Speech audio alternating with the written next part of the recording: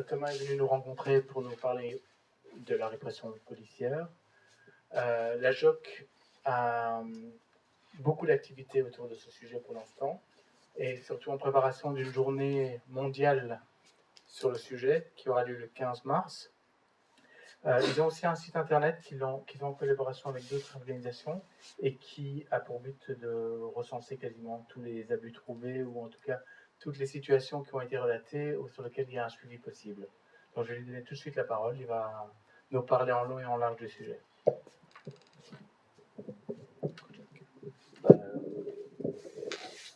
C'est un peu bizarre le micro. D'abord, bonjour. Ça va bien? Très bien. Donc, je suis évidemment pas un grand académicien ou un scientifique. J'ai pas fait des études de dingue sur la question de la répression. Les JOC, c'est un mouvement de jeunesse. C'est un mouvement de jeunesse qui veut travailler ce qu'on appelle l'éducation par l'action, l'éducation populaire, ou dans la tradition du mouvement ouvrier chrétien, c'est le voir, juger, agir, qui consiste à partir de la réalité collective et à partir d'une analyse partagée, d'aller vers l'action. Mais donc ça veut dire que notre message, c'est organise-toi, rassemble-toi, et de partir d'une réalité qui est vécue. Et la campagne Stop Répression, ben justement, ça commence comme ça, c'est-à-dire que... Ah oui, c'est la première fois que je le vois en fait. Donc, bref. On participe en 2010 à une euromanifestation que certains d'entre vous ont peut-être connue. En tous les cas, il y a 100 000 syndicalistes européens à Bruxelles. Et en parallèle se déroule le camp No Border. Et donc, il y a 400-500 jeunes militants qui participent à la manifestation, mais qui sont identifiés par la police et donc par leur chef aussi derrière, comme des dangereux anarchistes, et il y a une intervention préventive de la police. C'est-à-dire que la police intervient avant qu'il se soit passé quoi que ce soit, sur l'idée que ces gens-là allaient commettre des infractions à l'ordre public, ce qui reste à prouver évidemment. Et donc nous on assiste à ça, une partie des militants des JOC sont dans ces personnes-là, c'est très violent, et on est aussi très interpellé par les différentes réactions. C'est-à-dire que la réaction spontanée d'abord des manifestants qui sont là, c'est de dire « Oh, qu'est-ce que vous faites ?» Vous voyez un peu le métallo d'Arcelor qui interpelle le flic en lui disant « Oh, lâche-le, le jeune, là, il n'a rien fait. » Et puis une deuxième vague où circuler, laisser la police faire son travail. Hein, donc ça, c'est souvent le message. Et donc nous, on sort de là un petit peu interpellés. Il n'y a pas de dégâts, pas de violence, pas de raison d'intervenir. Et pourtant, il y a 400 personnes qui se retrouvent arrêtées. Et donc, bon là, normalement, il y a une vidéo, mais que je n'ai pas. C'est mieux, parce que sinon je vais parler pendant des heures, et je crois que l'intérêt c'est qu'on en discute entre nous. Mais donc, ça prend beaucoup de temps. On a retravaillé, débriefé le processus avec les militants. Qu'est-ce qui s'est passé, qu'est-ce que c'est, etc. On a décortiqué. On en est arrivé à l'idée qu'il fallait réagir à ça, que c'était quelque chose qu'on trouvait complètement anormal. Et aussi, dans la discussion, très vite est apparu que la violence policière, c'est pas l'unique canal de la répression de l'État, ou alors, autrement dit, la violence de l'État, c'est pas uniquement les baffes, c'est plus compliqué que ça. Et donc sort de là 5 axes qui sont la criminalisation des mouvements sociaux, le racisme et les discriminations dans la police, la militarisation de la police, donc on y reviendra, le fichage et la surveillance généralisée, et finalement l'état sécuritaire, ou ce que nous on appelle le tout sécuritaire. Alors, quelque part derrière la campagne, avant de détailler un tout petit peu les axes, mais donc si je parle trop longtemps, que je dis un truc qui vous fait grimper au plafond ou quoi, interrompez-moi, hein, c'est pas un cours magistral. Qu'est-ce que je racontais? Oui, donc quelque part derrière cette idée-là, il y a ce qu'on a vu ce jour-là, en fait, ça va s'intensifier, ça va se répéter. On est en 2010, l'austérité en Belgique ne fait que commencer, puisque on a eu la chance de ne pas avoir de gouvernement pendant 540 jours. Donc l'austérité n'a commencé que très tard, et donc ça se voit d'ailleurs dans les chiffres, hein, le chômage, le pouvoir d'achat, la consommation, la croissance en Belgique se maintiennent mieux, parce qu'en fait, il y a presque 2 ans de décalage avec ce qui se fait ailleurs en Europe. Mais donc pour nous, la première chose, c'est bien celle-là, c'est que on va attaquer le niveau de vie des gens, on va attaquer notre capacité à construire un futur, les gens vont réagir et on va les repousser. Si on prend, faire une parenthèse un peu idéologique, hein, le néolibéralisme, sa première application, c'est Pinochet. Donc c'est très conscient dans le fait que la violence est nécessaire à son application. Et donc le premier axe, la première chose qui sort de là, c'est donc la criminalisation des mouvements sociaux, avec ici notre magnifique stickers, qui exprime ça sous forme de slogan. Et le meilleur exemple, quelque part, c'est si vous avez vu les images de Katrina, l'ouragan aux États-Unis, à la Nouvelle-Orléans. La police était dans les quartiers commerciaux, devant les magasins, pour empêcher les émeutes, pendant que dans les quartiers populaires, les gens avaient de l'eau jusqu'au premier étage de leur maison, n'avaient pas à manger et il n'y avait personne qui venait les aider. Ça a fait d'ailleurs tout un scandale. Et donc ça, c'est la petite photo qui exprime un peu cette idée-là qu'il y a là derrière.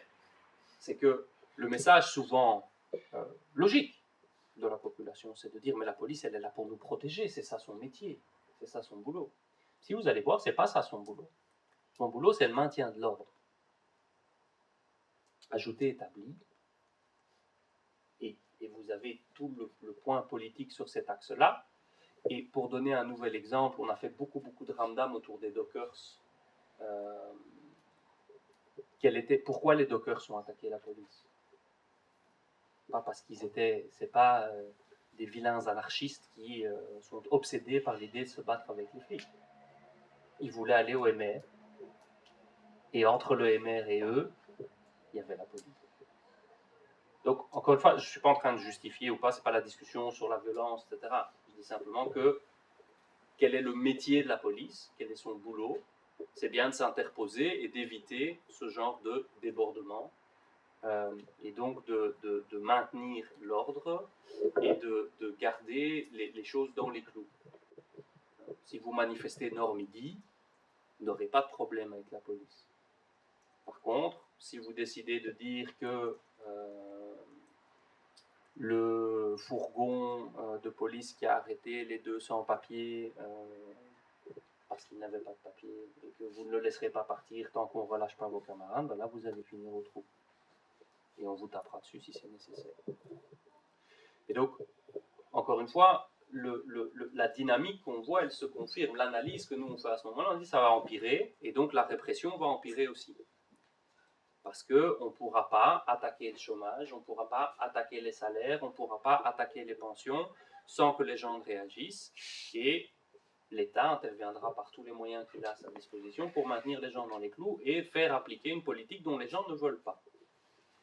La seule façon dont on parvient à l'appliquer, c'est soit en convainquant d'une part les gens qu'il n'y a pas d'autre choix, et d'autre part, en attaquant les gens qui résistent. Et en attaquant les gens qui résistent, donne une définition assez large à la notion d'attaquer. Quand vous voyez le cinéma qu'on fait autour des grévistes, il y a eu, comment elle s'appelait, la syndicaliste de Namur, là, qui avait brutalement agressé des vêtements dans une boutique qui ne voulait pas fermer un jour de grève, qui a vécu une offensive médiatique absolument délirante. Vous avez maintenant des syndicalistes, des cheminots, un cheminot qui a reçu une astreinte pour avoir participé à un piquet de grève. Vous voyez aussi dans toute la dynamique de l'antiterrorisme, où notamment on l'avait dit au moment de la loi sur l'incitation au terrorisme, que potentiellement les gens qui appellent à la grève ou qui appellent à la manifestation pourraient être désignés comme appelant, faisant de l'incitation au terrorisme. Et d'autre part, surtout, on voit que les outils, la dynamique qui est mise en place, pendant l'état d'urgence, en Belgique ça ne s'appelait pas l'état d'urgence, mais dans les faits c'était la même chose, bien la menace a stopper les manifestations, stopper les mouvements était très très importante, on interdisait les manifs partout. Et d'autre part, là aussi, en décembre, je me souviens même plus de la date exacte, mais il y a une action des cheminots de Bruxelles qui se retrouvent, ils envahissent les voies, chose qu'on fait depuis longtemps, enfin c'est presque devenu une tradition. On s'est retrouvé avec des policiers fusils automatiques qui le pointent sur les travailleurs en disant vous quittez les voies maintenant, hélicoptères au-dessus des syndicalistes, etc. Comme si c'était eux la cible de ce genre de choses. Et donc on voit bien que les gestes militants sont apparentés à de la délinquance. On vise les gens qui sortent des clous et on utilise contre eux toute une série d'outils de façon parfois assez agressive, et donc on le voit dans les manifestations aujourd'hui. On l'a vécu, j'ai vu dans la présentation de la conférence d'aujourd'hui qu'on parlait du 15 octobre et de ce journaliste de Zine TV qui a été agressé par la police, arrêté et dont les images ont été effacées. Ça, c'est typiquement, on voit comment le contexte permet aujourd'hui des choses qui n'étaient pas possibles il y a 4 ou 5 ans. Et donc, pour nous, on le voit, c'est que de plus en plus, manifester, ça doit être négocié, discuté, etc. Alors qu'à l'origine, la question de la négociation des manifestations, ce n'est pas une question d'autorisation. C'est mis comme ça dans les règlements communaux. Mais l'idée dans la Constitution, quand on dit la population a le droit de manifester, que c'est consacré par la Déclaration universelle des droits de l'homme, etc., mais ça peut être soumis à des dispositions administratives. L'idée, c'est que le devoir que vous avez, c'est de communiquer avec l'autorité pour assurer le bon déroulement de la manifestation. Par exemple, ne pas forcément occuper une rue qui est la rue par laquelle passent toutes les ambulances pour aller à l'hôpital.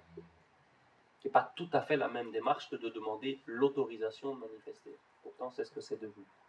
Et si vous sortez des clous, et pourtant la jurisprudence au niveau européen est très très claire sur le fait qu'une manifestation doit être permise dans tous les cas, sauf exception absolue, aujourd'hui l'intervention peut être très très brutale, et si vous n'avez pas fait, etc., vous pouvez être tapé. La généralisation de l'arrestation de masse et de l'arrestation préventive. C'est-à-dire quand on vous arrête, et ça nous est arrivé à plusieurs occasions, on nous dit on vous arrête parce que vous allez faire des choses.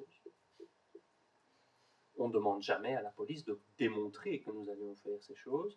Et puis au-delà de ça, a priori, on vous arrête quand vous commettez un crime, pas quand on pense peut-être que vous avez la tronche du type qui va en commettre un. Et alors typiquement, vous assistez aussi à des choses assez affreuses, style une manif pour la Palestine, ou dans le métro, on arrête tous les gens bronzés et pas les autres. On a très régulièrement des discussions sur le contenu de la manifestation, le slogan. Donc il y a vraiment une hypocrisie totale sur la notion de la liberté d'expression. On l'a vu autour du Je suis Charlie, où on défile avec Rajoy qui a fait voter une semaine avant une loi qui réprime l'activité politique, qui interdit le cartoon, donc la caricature politique, etc. Mais où nous on se retrouve mais vous distribuez un tract, mais ça ne va pas du tout, il faut demander l'autorisation de distribuer un tract, le bourgmestre doit avoir l'occasion de juger si le message de votre tract est correct, ce qui est explicitement de la censure, c'est pourtant interdit en Belgique, mais donc évidemment, la question c'est, est-ce que vous, en tant que militant, en tant que syndicaliste, quand vous distribuez votre tract qui est pour l'action de la semaine prochaine, vous allez au tribunal qui, par ailleurs, lui est sous-financé, soumis à l'austérité, et donc peut-être pourra juger votre affaire dans 4-5 ans, etc. Et donc, on voit vraiment des situations où ils savent qu'ils font quelque chose qu'ils ne peuvent pas faire, mais sur le moment, ça leur est utile, et donc ils le font. Alors, à côté de ça, nous, on est sortis autour de ça. On est sortis dans un contexte militant où on avait été confronté à cette violence-là, à cette répression-là. Et dans justement cette tradition, je vous disais voir, juger, agir, la première chose qu'on fait après avoir longtemps, vraiment longtemps, réfléchi, discuté, etc., qu'on en était, alors maintenant il faut qu'on fasse quelque chose, première chose qu'on a fait, c'est on a organisé des débats avec des jeunes, avec des maisons de jeunes, etc. Et donc on s'est retrouvé avec un public qui n'était pas forcément militant. Et en fait, moi je me souviens très très bien que pour moi ça a été un choc. On savait qu'il y avait une violence, un contrôle au faciès, c'était pas une découverte. Mais je me souviens de cette salle qui est pleine, c'était au Piano Fabrique à Saint-Gilles, que vous connaissez probablement, qui est pleine de jeunes entre 14 et 17, quelque chose comme ça, quelques personnes plus vieilles, deux, trois mamans qui sont venues avec leurs enfants, etc. Et donc, bon, au début, c'est le grand silence, puis le permanent de l'époque prend la parole, raconte une ou deux histoires qui lui sont arrivées quand il était jeune, détend l'atmosphère, et puis tout d'un coup, ça se met à parler. Et là, on se rend compte que, le harcèlement, le contrôle d'identité, l'insulte, etc., c'est banal. Il rigole. Il raconte en rigolant que, bah oui, j'ai passé 7 heures au commissariat avec le policier qui mangeait devant moi en me disant « tu as faim, hein, etc. » Puis le policier s'ennuie, donc demande au jeune qui a 14 ans, il faudra appeler ses parents en principe, ce qu'ils ne font pas, de lui chanter quelque chose, etc. Donc c'est l'humiliation qui va jusqu'à la violence beaucoup plus choquante. Hein. L'histoire dont moi je me souviens très bien, c'est cette dame qui se lève en disant « Voilà, mon fils, lui, il a été arrêté il y a 2 ans, il avait volé une autoradio. Personne ne nie le fait qu'il avait fait quelque chose qu'on ne peut pas faire, mais la police l'a attrapé, ils lui ont démonté la mâchoire, qu'aujourd'hui il a un dentier, quoi.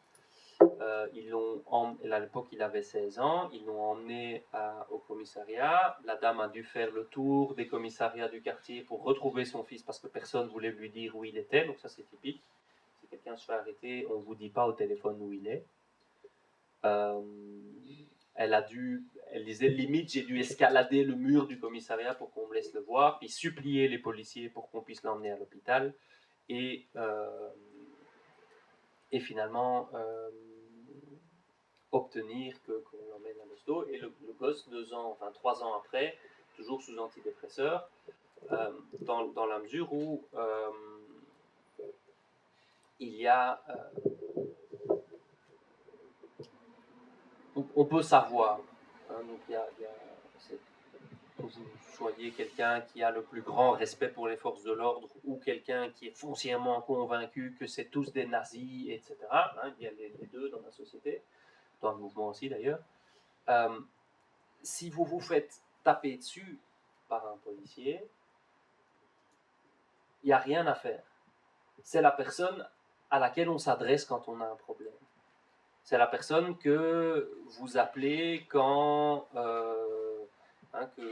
si votre partenaire vous tape dessus, vous allez appeler les flics. Si vous êtes en danger dans la rue, vous allez rentrer dans un commissariat. Si vous avez un cambriolage à la maison, etc., etc., etc. Et donc, vous vous retrouvez avec cette personne-là qui se transforme en fait en un agresseur, c'est terriblement brutal. Le contexte aujourd'hui de l'antiterrorisme, de machin, tout le discours sur la délinquance, les quartiers, l'islamophobie, etc., fait aussi que dans la police, vous vous retrouvez avec énormément de problèmes de racisme, de problèmes de sexisme aussi. On en parle un petit peu moins. La police fait pas mal de pinkwashing sur l'homophobie. Ils ont une ASBL qui s'appelle Rainbow Cops, tout ça, donc ils mettent ça beaucoup en avant. Si vous allez le 21 juillet, je vous conseille, c'est très intéressant, d'aller au village policier devant le palais de justice. Ils mettent tout ça en avant. Mais dans la réalité, le nombre de personnes qui vous racontent quelque chose du style j'ai été pour une agression sexuelle ou un truc comme ça, et qu'on me demande ce que je portais. Pourquoi c'est intéressant, on ne sait pas, mais en attendant, c'est un classique. Donc ces problèmes existent et il y a une différence de traitement parce qu'il y a une différence de pouvoir. Et que donc ils peuvent se permettre plus de choses. Les histoires qu'on raconte sur l'intérieur des commissariats, sur ce qui se passe dans les quartiers, sur les contrôles, hein, les jeunes dans les quartiers qui vous disent on se fait contrôler 5, 6, 7, 8, 9 fois, parfois sur la même journée, parfois par le même policier qui sait qui on est. C'est pas une question de contrôle d'identité. Les policiers dans un certain quartier, ils connaissent les jeunes. Il y a de moins en moins de police de proximité, mais quand même. Et donc, il y a des différences de traitement et il y a une violence qui est la violence des quartiers populaires. C'est-à-dire que dans les quartiers pauvres, ça a toujours été comme ça. Mais aujourd'hui, il y a une dynamique de racisme qui se superpose à ça, à Bruxelles en particulier, et qui peut être très très agressive. Moi, je donne toujours un bête exemple, parce que je ne veux pas parler de quelque chose que moi je ne connais pas bien, puisque ça ne va pas m'arriver, je pense que ça se voit. Mais justement, première ou deuxième manif du 15 mars, je suis un peu en mode, c'est la manif, tout ça. On est en mode, c'est la journée internationale des brutalités policières. Donc rien de très extraordinaire. Je traverse au rouge alors qu'il y a 6 flics en face qui me regardent. Le problème, c'est qu'il y a un pauvre gars qui traverse en même temps, qui a la mauvaise idée d'être noir. Et donc, du coup, moi, on me dit rien, tandis que lui, on l'encercle à 6, donc, pour lui dire, tu sais, dans ce pays, on ne traverse pas au rouge. Alors, je veux dire, la totalité de la scène est très, très claire. C'est-à-dire qu'on est bien dans... lui, il faut l'éduquer, alors qu'à moi, on ne me dit rien. Pourquoi? Son pays, c'est probablement ici, etc. Donc, il y a un screening racial. On n'a pas de chiffres en Belgique, mais il y a une enquête qui a été faite en France, où la situation, à mon avis, est un petit peu pire qu'ici. On dit c'est plus violente, mais donc à la gare du Nord à Paris, ils ont observé les contrôles d'identité. Et donc ils ont montré que c'est une des rares situations dans laquelle d'abord il vaut mieux être une femme. On contrôle moins les jeunes femmes. Je crois qu'aujourd'hui, avec la dynamique autour du voile, ça change. Par contre, si vous êtes noir, vous avez 8 ou 9 fois plus de chances d'être contrôlé. Si vous êtes arabe, d'origine arabe ou supposé arabe, vous avez 7 fois plus de chances d'être contrôlé. Donc il y a des analyses, il y a des chiffres qui montrent que le contrôle se fait bien au faciès. Donc effectivement, on peut faire le lien, et il y a beaucoup eu de discussions au moment du mouvement Black Lives Matter aux États-Unis, qui est toujours en cours d'ailleurs, sur cette dynamique-là et dans laquelle les jeunes se reconnaissent. Et qui du coup est une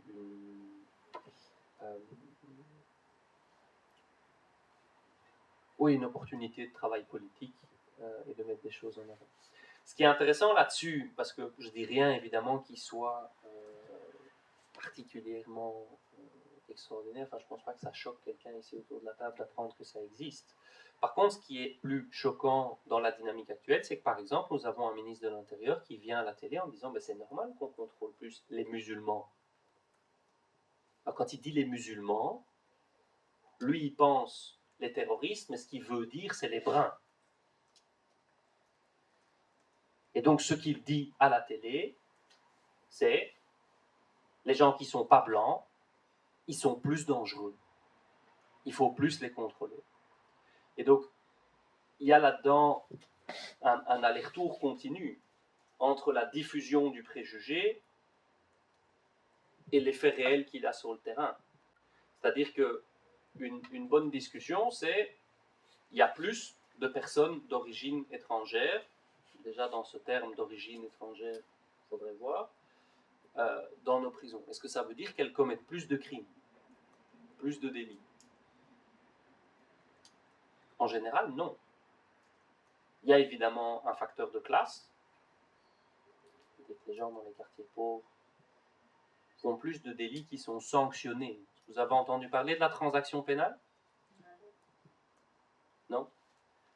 Donc le principe, c'est que si vous commettez une infraction globalement financière, l'idée c'est qu'il n'y ait pas de violence contre les personnes, sans violence, et contre les personnes et les biens probablement.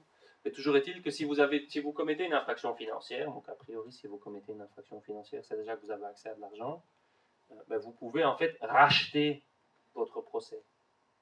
Donc c'est pas seulement de faire une négociation avec la justice qui vous permettrait de dire plutôt que d'aller en prison, je paye une amende. C'est probablement déjà injuste, mais non, vous n'avez pas de casier. L'idée qu'il y a là derrière, l'argumentaire, c'est de dire ça prend aujourd'hui des plombes, on n'arrive pas à avoir les juges, etc., la main-d'œuvre pour aller au bout des procès.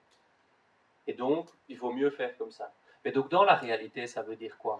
Ça veut dire que si vous êtes pauvre et que vous commettez un délit de pauvre, vous allez aller en prison. Alors que si vous commettez un délit de riche, vous pouvez vous l'offrir. Sachant que déjà avant ça, il y avait la question de comment est-ce que dans les tribunaux, c'est prouvé quel accès on a aux informations. Parce que pareil, les délits de riches, c'est plus difficile aussi à prouver devant un tribunal que il a volé quelque chose dans un magasin, c'est évident, il a fait des infractions financières où personne ne connaît rien et où tout est clôturé. Il y a effectivement une technicité, et il y a eu pendant tout un temps, il n'y avait même pas de juge financier. L'autre chose, c'est que le racisme, c'est un fait, il ne touche pas seulement les policiers, il touche aussi les juges. Les juges, a priori, ne sont pas des pauvres. Ce pas des gens qui habitent dans les quartiers populaires, c'est en général des vieux hommes blancs. Pas seulement, mais en général riches de préférence. Et donc ça veut dire qu'ils ont aussi des stéréotypes. Le juge va avoir tendance à vous condamner moins durement s'il pense que vous êtes réformable. Il va vous faire bénéficier de la suspension du prononcé, il va vous donner des travaux d'intérêt généraux, etc. Mais s'il pense, et avec les jeunes c'est très très visible, que vous avez besoin qu'on vous apprenne une bonne leçon, qu'on vous inculque les valeurs de la civilisation occidentale, parce qu'en tant qu'homme blanc, il a une mission, ça fait des siècles. C'est pas qu'on veut coloniser le monde, on le fait pour le bien de tout le monde. C'est l'idée. Et donc on retrouve ça évidemment aussi dans les peines de prison, dans les jugements, c'est-à-dire que si vous êtes pauvre, si vous n'êtes pas blanc, vous avez plus de chances de vous retrouver en prison que si vous êtes blanc, si vous êtes riche dans une bonne famille, etc. Déjà le terme bonne famille, tout y est. Et tout est dans le dessin. Hein. Ces papiers sont en règle, c'est louche, on l'embarque. Et donc c'est bien des choses qu'on peut retrouver. Et donc là derrière, nous on pose une question, et c'est un peu là qu'on développe l'aspect plus violence policière, c'est qui nous protège de la police? C'est-à-dire que, imaginons que je suis un horrible gauchiste dégueulasse et que tout ce que je raconte n'est pas vrai. Ce qui est mis en avant, ça, de temps en temps, on retrouve quand même dans la presse l'un ou l'autre cas de violence. Tout le monde se souvient, par exemple, de Niki, cet indigné qui a pris un énorme coup de botte en direct à la télé en pleine figure. Et là, c'est difficile de dire que ça n'existe pas. Et donc, la théorie, c'est la théorie de la pomme pourrie. Soit, imaginons que c'est juste. C'est quelques cow-boys. C'est quelques policiers qui exagèrent, qui dérapent, ils ont eu une mauvaise journée, c'est des êtres humains, il faut les comprendre, tout ça. Soit. Si vous portez plainte, vous pouvez porter plainte comment? Soit vous portez plainte au commissariat de police pour que ça aille au service de contrôle interne, ça s'appelle l'inspection générale des services. En général, on a relativement peu d'espoir et très souvent, très souvent, ils refusent de prendre la plainte. Et si vous n'êtes pas juriste, si vous n'êtes pas un peu courageux, si vous n'êtes pas accompagné, ben vous ne savez pas leur dire que, vous ne savez pas, qu'il vaut mieux aller dans un commissariat qui est loin du centre, qui n'est pas le même commissariat que celui des policiers qui vous ont tapé dessus, etc. Mais aussi simplement d'avoir, c'est pas facile de dire à un policier, non, je connais la loi et j'ai le droit de porter plainte et vous devez prendre ma plainte et je veux une copie de ma plainte, etc., etc., etc. De nouveau, le rapport n'est pas du tout égalitaire. Soit vous faites ça, ou alors vous pouvez aller au comité P. Le comité P, c'est en théorie l'instance indépendante de contrôle de la police. C'est-à-dire qu'elle dépend du Parlement et pas de la police. Elle ne dépend pas du ministère de l'Intérieur, elle est sous le contrôle du président du Parlement et donc des parlementaires. C'est l'idée. Le truc, c'est qui compose le comité P, en grande partie, ce sont des policiers qui sont détachés par la police. C'est-à-dire qu'ils vont au comité P pendant un certain temps et puis ils retournent dans la police. Donc évidemment, l'esprit de corps, qui est le problème principal, les policiers ne témoignent pas contre les policiers qui exagèrent, c'est très rare, ça existe, mais c'est très rare.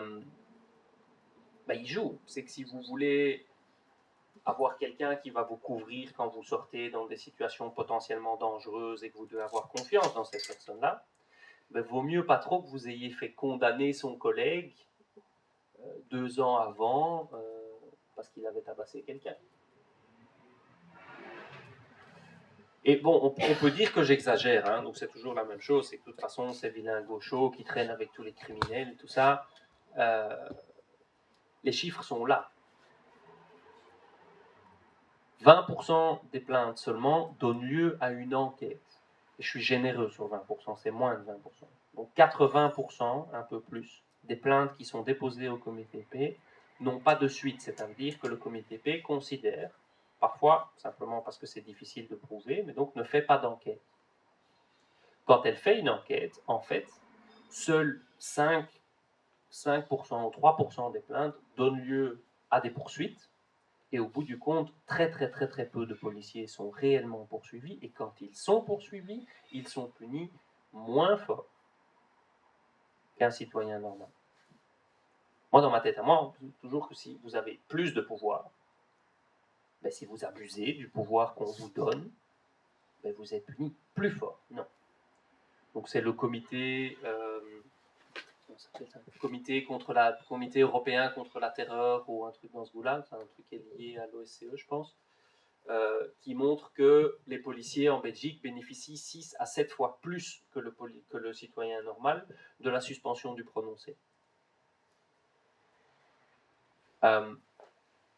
Et donc la meilleure façon d'obtenir justice, éventuellement, un petit détail encore sur le comité P, c'est que pour les enquêtes, ils font appel à la police. Ce qui ne veut pas dire, ne me faites pas dire ce que je n'ai pas dit, hein. Je vais le répéter à plusieurs moments, c'est que ça ne veut pas dire qu'au sein de la police, il n'y a pas des gens qui sont sincères, qui font leur boulot du mieux qu'ils peuvent, et qui éventuellement dénoncent leurs collègues quand ils font des conneries, qui quand ils font une enquête la font bien, etc. C'est pas ça que j'ai dit. Hein. Ce que j'ai dit, c'est que si vous ne le faites pas, il y a très peu de chances qu'on vous dise quelque chose. Et donc, le système a tendance à reproduire ce comportement. Juste pour revenir sur les plaintes, ce qui est le plus efficace, c'est de s'adresser directement à la justice, c'est-à-dire d'introduire une plainte directement auprès du procureur du roi. Petit inconvénient, c'est que c'est le plus cher. Il faut payer l'ouverture du dossier. Il faut un avocat. Alors, si vous pouvez avoir accès à un avocat prodéo, etc. Pour déposer plainte, non. Mais si vous habitez dans un quartier populaire, que vous êtes travailleur, vous ne savez pas rédiger une plainte. Donc vous faites appel à un avocat. Vous pouvez effectivement envoyer une lettre au procureur du roi, tout à fait, et puis après vous allez aller au tribunal. Au tribunal, il faut un avocat. Enfin, vous pouvez y aller sans avocat, mais avec un avocat, déjà, il y a très peu de chances d'y arriver. Il y a des avocats très bien, de nouveau, qui font tout ce qu'ils peuvent en prodéo, qui accompagnent les familles, qui les écoutent, qui prennent le temps, etc. Parce que qu'est-ce que vous voyez avec quelqu'un qui a subi des violences policières?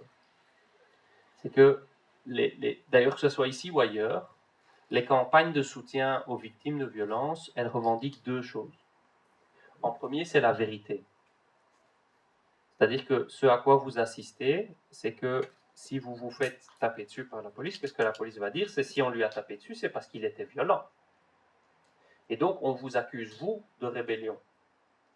On a un militant comme ça qui est rentré dans la campagne parce qu'il s'était fait taper dessus à 4 heures du matin à la bourse parce qu'il avait dit à un policier qu'il avait bousculé, qu'il ne fallait pas le bousculer, donc il s'est retrouvé à se faire taper dessus. Introduit une plainte au comité P et la réponse qu'il a eue du comité P, c'est que il n'y avait pas suffisamment d'éléments que pour enquêter sur son dossier, mais que par contre la police avait déposé une plainte contre lui et que donc il aurait sûrement des nouvelles de la justice très bientôt. Et juste, du coup, avec Zine, c'est au comité P que la plainte a été déposée? D'abord au comité P et ensuite. Donc le comité P, il faut toujours le faire. Donc ça, c'est une des choses que nous, on dit, que la Ligue dit aussi, c'est porter plainte. Porter plainte au comité P, ça ne vous empêche pas, par ailleurs, de déclencher une procédure juridique. Pourquoi est-ce qu'il faut porter plainte, même s'il y a peu d'espoir d'avoir des résultats? C'est que nous, on ne peut pas dire ou en tous les cas, c'est beaucoup plus difficile de dire il y a des problèmes de violence si les gens ne portent pas plainte. Et la réalité aujourd'hui, c'est que moi j'ai des jeunes dans mon bureau qui ont la tronche ensanglantée, qui vous disent que je veux porter plainte, pourquoi faire? Ça ne sert à rien. Alors, de nouveau, ce n'est pas toujours des anges, hein. Ce n'est pas une raison de leur casser la gueule. Donc, ce que nous on avance, c'est de dire, il y a la question de la vérité, et les victimes ont besoin de rétablir la vérité. Je vous disais, c'est quelque chose d'assez traumatique.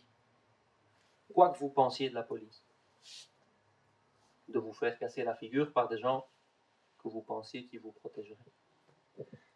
La deuxième chose que les victimes demandent, c'est la justice. Or, je vous l'ai dit, statistiquement, vous avez très peu de chances d'arriver à obtenir, à prouver aussi. C'est pas forcément évident.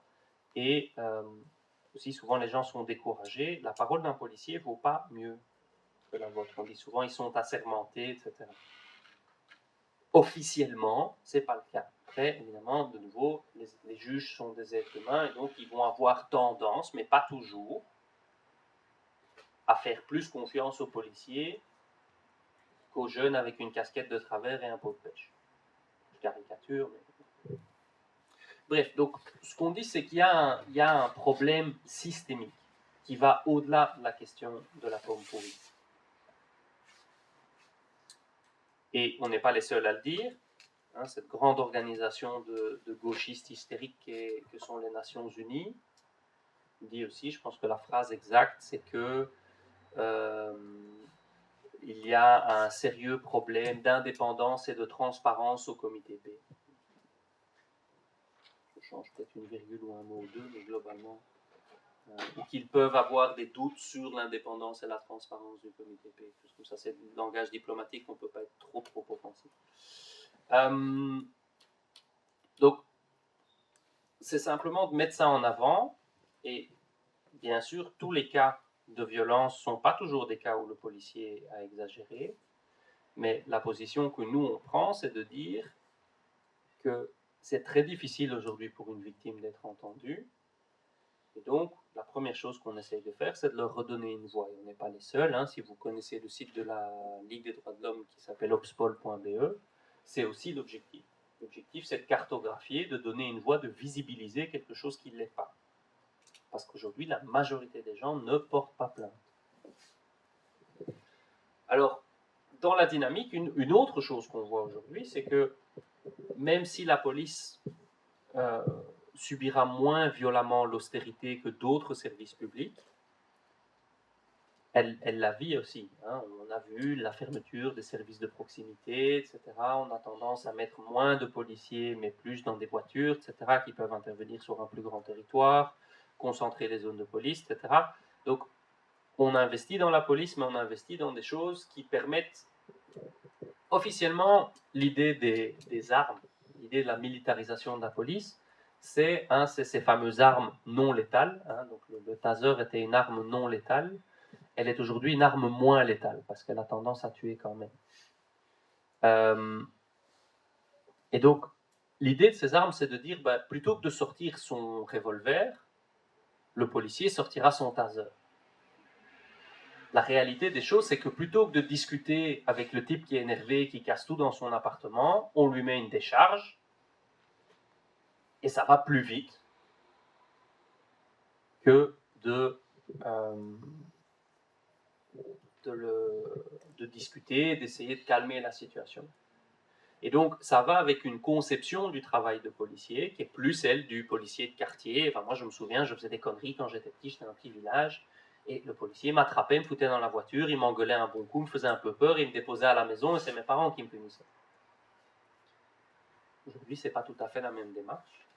Et ça va dans cette même logique que de militariser les forces de police. De leur mettre des gilets pare-balles, d'avoir des policiers qui arrivent dans certains quartiers dans l'idée qu'ils sont dans une zone de guerre. Et évidemment, pas pour dire que c'est un travail, que c'est simple, etc., mais ça alimente la même démarche et on va augmenter le degré de violence dans l'interaction entre les citoyens et la police. Et donc, l'idée et le taser, on ne l'a pas encore en Belgique. En tous les cas, à ma connaissance, il n'y a pas d'unités policières qui sont équipées du taser, mais ça fait quelques années qu'on en parle. La ministre Milquet en avait un petit peu parlé, et très récemment, il y a des policiers français qui sont venus faire une démonstration à Mons, si je ne m'abuse, au ministre de l'Intérieur Yann Yambon, et qui en est sorti en disant qu'il était très intéressé par ce dispositif. L'autre grande arme qu'on utilise, ben, vous rigolez, mais c'est ça qu'on voit. Si vous regardez, si vous cherchez un petit peu en termes de vidéos, les polices dans le monde qui sont équipées de ce genre de truc, c'est comme ça qu'ils l'utilisent. Parce que un policier, si vous sortez une arme, lui va sortir la sienne, il ne va pas sortir son taser. Par contre, si vous l'énervez et que vous n'obéissez pas, il va vous mettre une décharge. C'est toujours la double. Les policiers qui ont un taser, ils ont toujours une arme létale. Enfin, un peu plus létale. Je ne peux pas parler pour toutes les polices du monde. En Belgique, à ce stade, je ne pense pas qu'il y ait des tasers. Par contre, ce qu'on voit arriver maintenant, c'est le flashball. Alors, le flashball, il existe en Belgique. Certaines unités l'ont, fabriquées à la FN de Herstal, le FN 303, je crois. Alors là, le flashball, donc c'est un fusil qui lance des œufs en plastique. Il est utilisé à ce stade par les unités qui luttent contre le grand banditisme.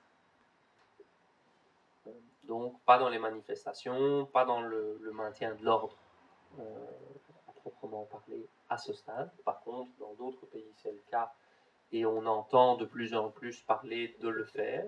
Et ça, c'est le résultat. Pourquoi ? Parce que, de nouveau, on va nous vendre, parce qu'évidemment, vous avez un marchand derrière qui fait sa publicité, ce genre d'arme, en nous disant, de nouveau, c'est quelque chose de magnifique, ça vous permet de calmer un manifestant à distance, de calmer quelqu'un à distance, sans le tuer, sans le blesser. Le problème du flashball, au-delà du fait que ça demande un entraînement spécifique, et que, je ne sais pas si vous avez lu récemment, mais que je pense que c'est un policier sur 4 qui n'a pas accès à ses exercices de tir, parce que les stands de tir ne sont pas opérationnels et qu'il n'y en a pas suffisamment. Alors, pas que je veux forcément qu'ils l'utilisent plus souvent, mais a priori, s'ils ont un revolver, je pense que tout le monde serait content qu'il soit correctement entraîné. Donc le flashball, la première chose, c'est que ça demande un entraînement spécifique et qu'on voit dans les pays où on l'utilise régulièrement que ce n'est pas toujours le cas. La deuxième chose, c'est que c'est précis à 20 cm. Et on vous dit, on vise le torse. Donc évidemment, le résultat, c'est des dizaines de gens aujourd'hui, particulièrement dans le cas du maintien de l'ordre, qui ont perdu un œil. Il y avait un ouvrier, notamment d'Arcelor-Liège, si je ne m'abuse, qui a, lors d'une manifestation en France, pris un flashball dans l'œil et qui a donc perdu son œil. Donc, la première réalité, donc, c'est qu'ils ne sont pas utilisés en remplacement de l'arme à feu, mais bien en plus, et donc ils militarisent une situation qui n'était pas auparavant. Il augmente donc le degré de violence dans l'interaction entre les gens et la police. À mon sens, ça répond absolument pas à la question d'une police qui puisse réellement agir pour la sécurité et le bien-être de la population. Et la tendance aujourd'hui, et qui est très inquiétante, c'est bien d'aller vers l'utilisation d'armes comme celle-là. Et donc, on a aussi, on l'a dit nous en 2010, donc 2011, les premiers flashballs ont été introduits depuis, et on entend de plus en plus fort le bruit autour de la question du taser. Et donc, la question, c'est que si la police doit être ce que le citoyen attend d'une police, à mon sens, c'est-à-dire un endroit où on peut aller quand on a un problème, une police de quartier qui connaît les habitants, qui fait partie de ce quartier, qui fait partie de la vie dans ce quartier, etc., ben, je ne pense pas que l'augmentation du nombre d'arbres dans la police correspond à ça. Quatrième axe de campagne, et peut-être que ça fait déjà longtemps que je scie, donc il faut peut-être que j'accélère, c'est la question du fichage. Et donc là, je ne vais peut-être pas trop insister, mais c'est aussi de voir qu'on augmente le nombre d'outils de surveillance, les caméras de sécurité, votre carte de tram qui permet de vous suivre partout où vous allez, où vous montez, quand vous descendez. Votre GSM qui est un outil évidemment magnifique pour vous suivre et vous écouter. Et on a vu toutes les histoires autour de Snowden, autour de la NSA, etc., qui montrent qu'on est bien face à un contexte de multiplication des formes de fichage. Et pour donner un petit exemple, parce qu'évidemment on prend toujours les grands exemples et on peut à juste titre nous dire qu'est-ce que ça a à voir avec la Belgique, c'est la NSA. Lors des discussions sur les sanctions administratives communales, j'ai passé ce onglet-là dans notre action, mais il y avait plusieurs discussions au ministère à l'époque, et notamment une première discussion aussi sur la question de la radicalisation, etc. Et on avait reçu les PV de discussion des cabinets ministériels. Et dans une des discussions, dans un des PV, on retrouve écrit noir sur blanc que le changement de ces différentes lois serait peut-être l'occasion de légaliser les listes qu'ils ont, que la police a, qui ne sont pas légales, qui ne sont pas reconnues par la loi. Pour donner une série d'exemples sur comment ça fonctionne, par exemple, on va au procès, un procès qui est un peu politique, le procès notamment des camarades du No Border qui ont été arrêtés, etc. Ben, à l'entrée, la police prend les identités. Au nom de quoi? On ne sait pas. Et donc, systématiquement, les avocats demandent à la justice de faire supprimer les listes. Ce qu'on voit, c'est que ce n'est pas le cas. Je vais donner quelques exemples. C'est que, en théorie, si vous faites arrêter et que vous n'avez pas de casier, la trace disparaît pas à la police. Donc moi, je me suis déjà fait arrêter dans des circonstances bête histoire d'un militant qui avait collé un autocollant sur la porte du commissariat. Il avait couru. Moi, j'avais rien à voir, donc je n'ai rien fait.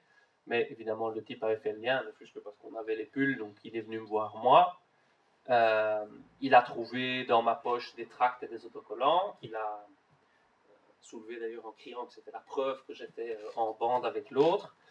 Je l'ai suivi au commissariat, c'était une erreur de ma part, puisque je m'étais identifié, je lui avais donné ma carte, il n'y avait pas de raison que je le suive. Et puis, il s'est mis à sortir de l'ordinateur toutes les fois que j'avais eu une interpellation, que ça soit dans des procès, arrêté pour vol à l'étalage à 16 ans, etc. Donc, toutes les choses qui ne devraient pas être là, mais qui sont toujours là dans leur fichier à eux.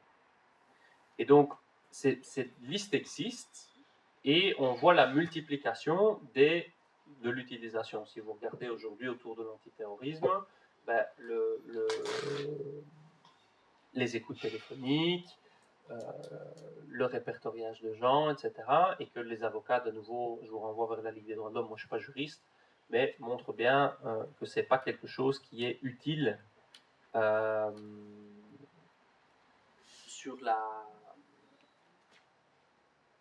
pour la lutte contre le terrorisme, qui n'est pas utilisable en fait dans le cadre de procès pour terrorisme. Donc c'est toute l'éternelle discussion que pour protéger la liberté, en fait, il faut la mettre à mal. Qui est toute l'histoire des caméras de sécurité qui, par ailleurs, n'arrêtent pas le crime. Vous pouvez mettre des caméras de sécurité à tous les coins de rue. Il faudrait avoir quelqu'un qui regarde chaque écran pour pouvoir intervenir quand il se passe quelque chose. Pour donner un exemple, on avait une longue discussion avec des habitants d'une petite place à Uccle où il y avait effectivement toutes sortes d'emmerdes. Il y avait une fille qui avait été agressée, il y avait des types avec des chiens qui vendaient de la drogue, enfin bref, pas un truc sympa. Ils ont mis des caméras sur la place, le résultat c'est que les types sont 50 mètres plus haut sur la place suivante. Donc, le processus c'est bien celui-là, c'est qu'alors on va mettre des caméras sur cette place-là, et puis sur la place suivante, et au bout du compte, on se retrouve dans une situation où chacun d'entre nous devient un suspect, parce que ce qu'on vous répond, c'est qu'est-ce que ça peut vous faire si vous n'avez rien à vous reprocher. On fait une expérience intéressante, on ne la fait pas très souvent, parce que ça ne se passe pas toujours bien, mais si vous prenez une caméra comme celle-là, et vous vous asseyez en face de quelqu'un dans le tram ou dans un café et vous le filmez. Les gens deviennent très agressifs. Mais qu'est-ce que vous faites? Pourquoi vous me filmez, etc. Mais ça ne va pas, etc. Et puis après, on leur dit, mais vous savez, il y a 4 caméras dans le wagon, il y en a 6 sur la place autour, vous êtes filmés tout le temps. Alors, on peut avoir une discussion là-dessus, hein, mais le fait est qu'on on intensifie ce genre de pratique et que c'est, à notre sens, très inquiétant et elles vont vers une restriction permanente de nos espaces de liberté et de la possibilité de vivre libre, simplement, et de vivre dans ce principe, dans cette idée qu'il y a un ennemi intérieur, qu'il faut se méfier, votre voisin est dangereux, et donc de créer cette tendance. Et donc ça, c'est la pression que la dynamique de répression applique sur la démocratie et sur la société en général. Alors, le dernier axe, c'est un peu l'axe qui recoupe tous les autres. C'est-à-dire que l'idée, ce que nous on voit, qui est une dynamique longue, mais qu'on date, si vous voulez, à 2001 et aux attentats et à la dynamique sur l'antiterrorisme, hein, mais de façon générale, c'est qu'on remplace la politique sociale par une politique répressive. C'est-à-dire, quelles sont les sociétés violentes? Quelle est la première cause d'avoir des problèmes de délinquance, de violence, etc. dans une société? C'est l'inégalité et la précarité sociale. C'est-à-dire que dans des sociétés qui sont très pauvres, mais où tout le monde est très pauvre, en général, ça se passe relativement bien. Dans des sociétés qui sont très riches, les États-Unis par exemple, mais très inégalitaires, vous allez avoir énormément de violence et énormément de criminalité, malgré une police qui est ultra militarisée, ultra équipée, etc. Et donc, l'argument, c'est de dire que, bien sûr, dans une certaine mesure, la police est nécessaire, mais la police ne guérit pas. La police rend plus cher le crime, éventuellement, mais la tendance aujourd'hui, c'est de dire, pour tout le temps, on va punir. On ne va pas réfléchir à quelle est la cause. Qu'est-ce qui fait qu'un gosse de 16 ans ne va plus à l'école, pique dans les magasins, emmerde les gens sur la place du marché, etc. Non, il faut le sanctionner plus durement. Je donne un exemple d'une militante chez nous qui est prof depuis quelques années. Elle a un étudiant qui est super turbulent, hein, jeune, il a 14 ans, il n'en a rien à cirer de ce qu'on fait en classe. Elle va voir chez lui à la maison, parce qu'ils ont une école un peu avec une dynamique différente. Il vit dans un entresol sans eau courante, avec sa mère seule et ses 4 frères et sœurs. Effectivement, lire la première page du journal le matin, il n'en a rien à cirer, il pense à autre chose. Et donc, de nouveau, ça ne justifie pas ce qui se fait par ailleurs. La question, c'est de dire, on coupe dans tout. Hein, souvenez-vous de la lettre ouverte de Bouli Lanners dans le soir, il y a 1 an ou 2, où il dit, bah oui, moi, quand j'avais pas d'argent, j'avais pas accès au chômage, j'ai fait des conneries. Il n'a pas dit exactement ce qu'il a fait, mais on imagine. Donc, si on met des gens dans des situations de précarité terribles, on va voir augmenter la violence et les conflits dans la société. Et donc, c'est de dire que tout ce qu'on vient de voir n'offre pas de solution. C'est présenté comme une solution, c'est pas une solution. Par contre, c'est une augmentation de la violence dans la société, c'est une augmentation de la brutalité, et on voit que notre capacité à résister devient compliquée. Et donc, qu'est-ce qu'on fait? Parce que c'est bien, hein, le catalogue des horreurs, c'est souvent comme ça dans les conférences, on vous dit l'austérité, les trucs, les machins, et tout le monde sort de là en se disant, mais le monde est horrible et on ne va plus jamais rien pouvoir faire. Le premier pas, c'est de dire, si tu ne connais pas tes droits, parce qu'on a des réactions très violentes, très véhémentes à ce genre d'animation. On fait des animations sur les droits face à la police. Et alors les jeunes, surtout, s'énervent très fort en disant « mais c'est n'importe quoi ce que vous racontez, ça ne se passe pas du tout comme ça ». Ça ne se passe pas comme ça, mais vous, qu'est-ce que vous... La moindre des choses, même si ça ne se passe pas comme ça, c'est que vous sachiez que ce n'est pas comme ça que ça doit se passer. Je donne un exemple pour ne pas parler de choses que moi je n'ai pas vécues, mais typiquement, quand vous filmez une intervention policière, systématiquement, les policiers viennent vers vous en disant « c'est interdit, vous ne pouvez pas filmer ». Ça n'est pas vrai. Vous avez le droit de filmer.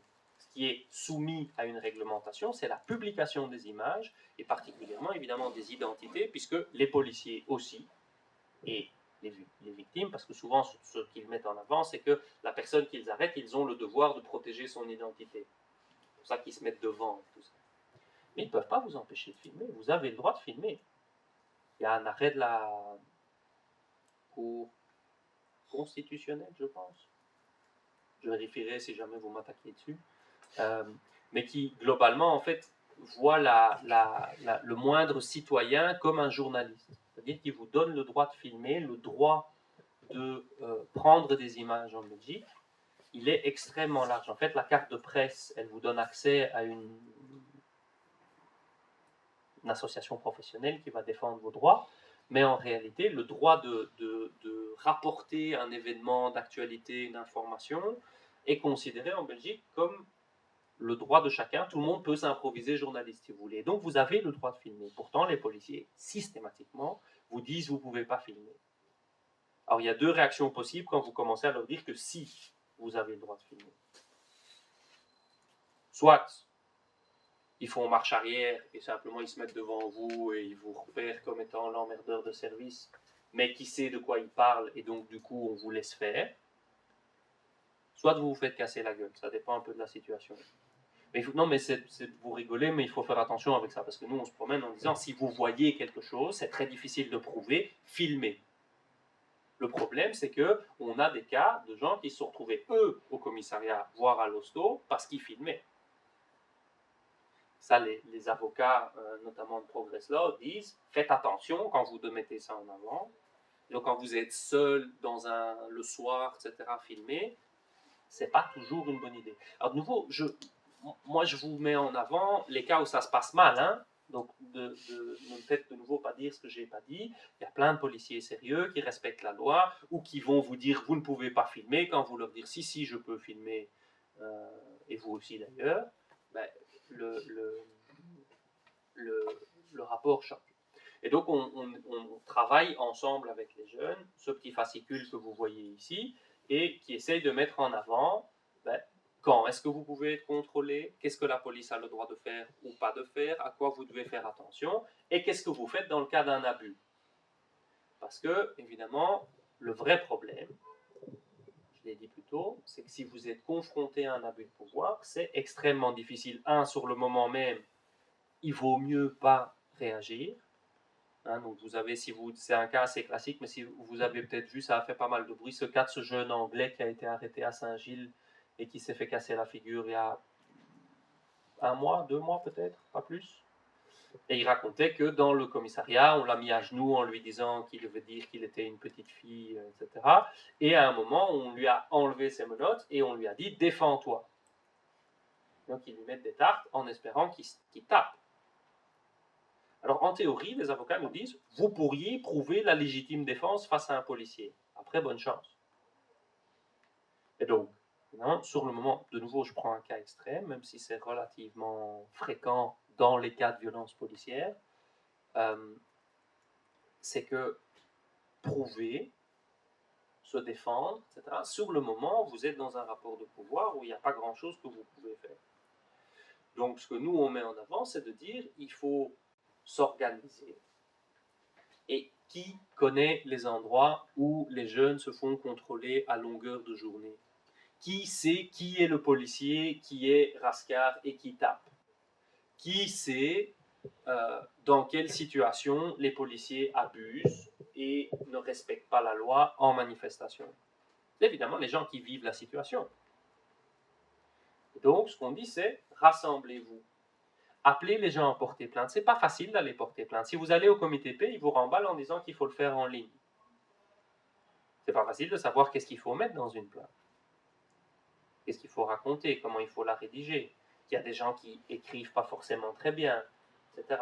Donc, première chose, c'est de dire connaître les droits et les devoirs de chacun, et ensuite, de s'aider les uns les autres et de créer des réseaux de solidarité. Donc on a quelques jeunes mamans maintenant à Molenbeek qui, suite au fait que leurs enfants soient fait casser la figure et que beaucoup de parents ne portent pas plainte, ont créé un comité local à Molenbeek où elle diffuse un numéro de téléphone que vous pouvez appeler et on vous met en contact avec un avocat et on vous accompagne pour faire la plainte et on vous dit quels sont les moyens disponibles, etc.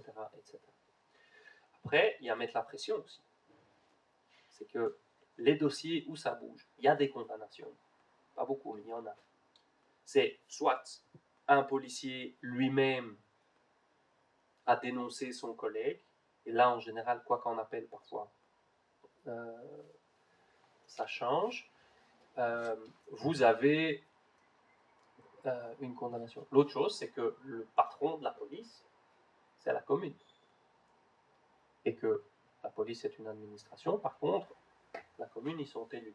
Donc, si vous faites de l'organisation, si vous mettez la pression politiquement sur les communes, le policier qui justement crée un climat de tension, fait déraper des situations, etc., vous pouvez aussi mettre la pression sur la commune pour qu'elle ouvre une enquête et que le pouvoir politique fasse attention, surveille ce qui se passe pour que l'enquête avance et produise quelque chose. Ça peut se faire que sur une base locale. Et donc, pour nous, c'est pas de dire on va faire une manif ou on va suivre un cas et puis ça va se régler. Pour nous, il y a de briser l'isolement des victimes, briser l'isolement de celui qui est face à la répression. Si vous avez l'occasion d'aller voir Jordan, qui est le cheminot qui est aujourd'hui criminalisé, c'est pas un cas de violence policière, c'est un cas de répression sur un autre niveau. Il vous racontera très bien comment c'est difficile, comment on vous isole, comment on vous empêche de retourner au boulot. Et donc, vous vous retrouvez tout seul. Dans les cas des victimes de violences policières, c'est exactement ça. Vous êtes seul, vous êtes en général vous-même accusé, et donc vous vous sentez victime, mais en fait, on vous dit que vous êtes un coupable. Et donc, vous vous retrouvez à devoir vous défendre, alors que déjà, je l'ai dit, porter plainte, c'est pas forcément évident. Trouver des témoins, trouver des preuves. Vous êtes parti sur ça dure 4 ans en moyenne. Donc, ça prend du temps. Donc, c'est de briser cet isolement, raconter. Donc, la vérité, on peut la diffuser nous-mêmes. On peut diffuser nous-mêmes la version des victimes qui veulent, en tous les cas, la mettre en avant. Et puis, c'est de faire changer le contexte. C'est-à-dire que ça va plus loin que juste quelques policiers qui frappent. Il y a bien une impunité quasi généralisée. Et donc, on veut changer les structures. Ça, c'est le travail de longue haleine. Et puis, il y a une fois par an, au minimum, on fait d'autres manifs, mais celle-là, elle a un côté plus symbolique, si vous voulez. Elle n'est pas liée à quelque chose de spécifique, même si on parle, à ce moment-là, on donne la parole aux victimes, on leur donne un moment pour se rassembler, pour montrer qu'elles ne sont pas seules et qu'elles ne doivent pas avoir peur de la situation. C'est donc la manif du 15 mars. La manif du 15 mars, c'est quoi? C'est de défiler dans la rue, de mettre en avant les revendications de fond. On veut un comité réellement indépendant qui permette un réel contrôle démocratique de la police. On veut l'application de la loi sur l'identification des policiers. Ceux d'entre vous qui ont eu des problèmes avec la police en manif ou ailleurs, c'est que normalement ils ont un truc avec leur nom là, mais c'est un scratch. Et donc la loi précédente disait que normalement le policier doit être identifiable, c'est-à-dire qu'il doit avoir son nom, sauf si le chef de corps lui donne l'accord pour ne pas l'avoir. Et donc la réalité des choses, c'est que dans la majorité des cas, ils ne l'ont pas, ou alors ils mettent leur talkie dans leur poche ici devant, et donc vous ne pouvez pas voir. La précédente législature a passé une loi qui dit qu'ils doivent maintenant avoir un numéro, comme dans d'autres pays ça se fait, hein. Donc en Allemagne, vous avez un numéro de 4 chiffres, en caractère 124, sur leur uniforme. En Angleterre, ils ont aussi un numéro, mais je crois que c'est 8 chiffres, etc. Donc, c'est pas forcément la panacée. Toujours est-il qu'il y a une loi qui dit que maintenant, ils doivent être identifiables, mais pas avec leur nom. C'est l'idée de dire, peut-être que pour des questions de sécurité, il n'a pas forcément envie qu'on retrouve son numéro de téléphone dans le potin. On peut comprendre. Un numéro qui permet de les identifier, mais qui ne permet pas de savoir où ils habitent ou de les retrouver sur Facebook, c'est un bon compromis. Qu'est-ce qui se passe aujourd'hui? C'est que le ministre Jambon ne prend pas les arrêtés d'exécution, commande pas les nouveaux uniformes, en gros. Donc la loi existe, mais elle n'est pas appliquée. le récépissé. On parle de contrôle au faciès, on parle de contrôle à répétition. C'est très très difficile à prouver de nouveau. Et donc, c'est une idée qui vient de France, c'est une promesse électorale de Hollande qu'il a abandonnée avec beaucoup d'autres, qui était de dire, à chaque contrôle d'identité, le policier doit vous donner un reçu. A été contrôlé à tel endroit, à telle heure, pour telle raison. Alors, ça ne va pas changer forcément la dynamique de contrôle. Je vous dis, le contrôle, il ne sert pas au contrôle d'identité, il sert à mettre une pression. C'est une dynamique de harcèlement. L'idée, c'est de dire de quoi? C'est que le jeune qui s'est fait contrôler 25 fois sur le mois, il vient avec son paquet. Et on peut montrer. C'est le premier enjeu. C'est que c'est un problème qui est relativement, pas complètement, invisible. Et donc ça, c'est aussi évidemment l'objectif de la manif. C'est de dire, rendons-nous visibles. Alors on a eu des très bonnes manifs. La plus grosse, on était plus de 1000. Très bonne. Petite organisation, on fait ce qu'on peut. Mais après, c'est pas facile de sortir. Les gens ont peur. Dans le contexte actuel, c'est particulièrement difficile. Et donc, c'est l'objectif du travail aussi, c'est de dire, vous avez quelque chose à dire, il faut le dire. Et c'est sur ça, c'est valable sur tous les sujets. Et c'est le message qu'on met le plus souvent en avant, c'est organise-toi, organisez-vous, chez nous ou ailleurs, mais on voit des effets.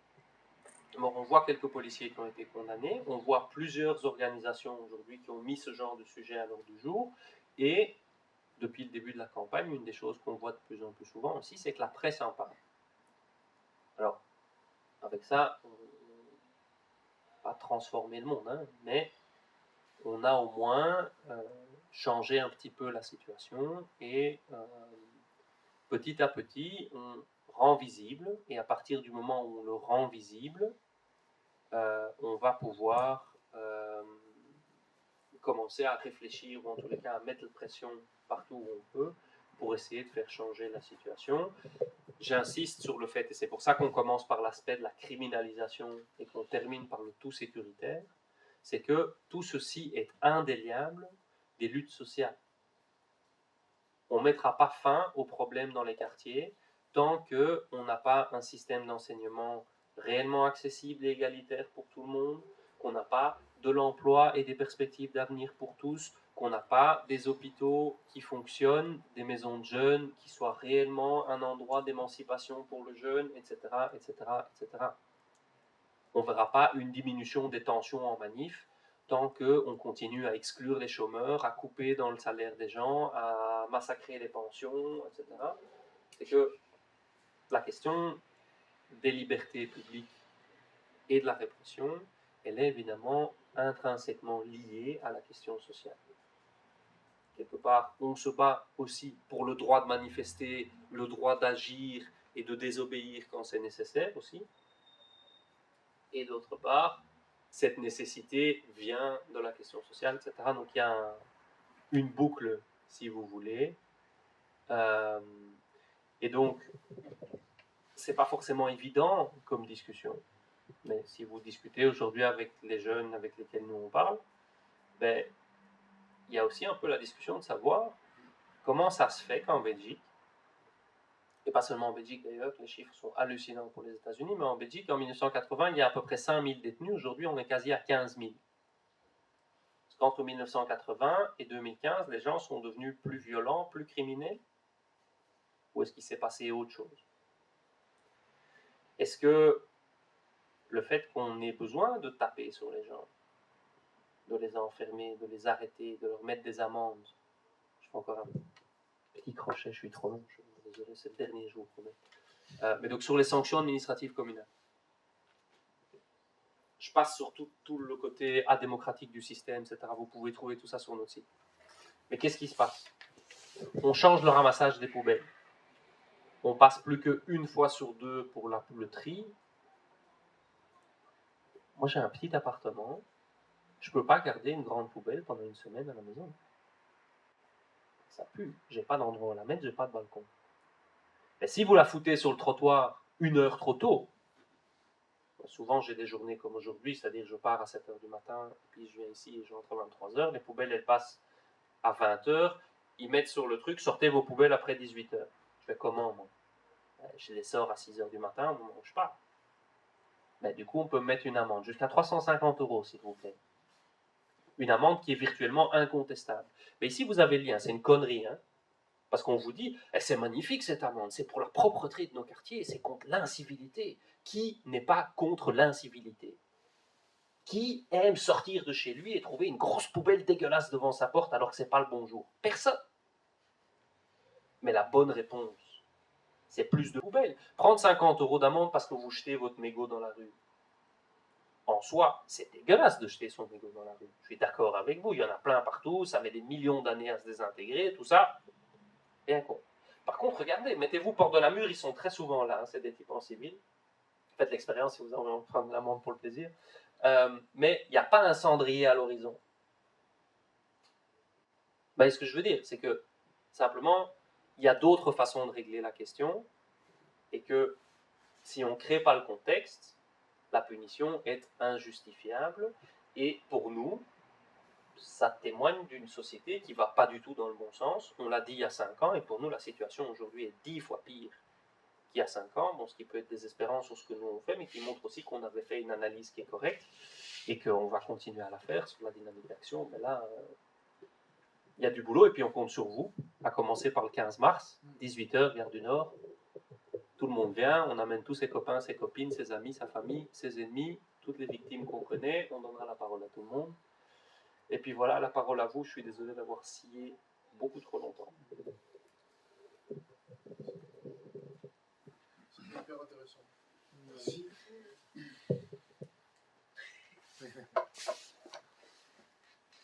J'ai 2 questions.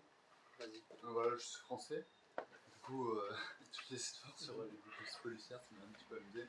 J'ai déjà été arrêté avec ma caméra. Je m'est déjà arrivé à Saint-Gilles aussi. Enfin, pas arrêté, mais j'avais dû effacer ma vidéo. Enfin, c'est pas ça que je voulais demander. C'est est-ce qu'il y a une politique du chiffre en Belgique?